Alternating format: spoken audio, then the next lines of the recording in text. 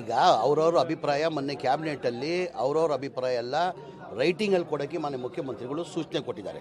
ಎಲ್ಲರೂ ಇನ್ನೂ ಚರ್ಚೆ ಆಗಲಿಲ್ಲ, ತಿರ್ಗಾ ಮತ್ತೊಂದು ಬಾರಿ ಚರ್ಚೆ ಮಾಡುವ ಅಂತ ಹೇಳಿದ್ದಾರೆ. ಈಗ ಎಲ್ಲರದು ಅವ್ರವ್ರ ಅಭಿಪ್ರಾಯ ಕೊಡೋಕ್ಕೆ ಮಾನ್ಯ ಮುಖ್ಯಮಂತ್ರಿಗಳು ಸೂಚನೆ ಕೊಟ್ಟಿದ್ದಾರೆ. ಯಾರ್ಯಾರ ಅಭಿಪ್ರಾಯ ಏನೇನು ಬರ್ತದೆ ನೋಡ್ಬಿಟ್ಟು ತೀರ್ಮಾನ ಮಾಡುವ.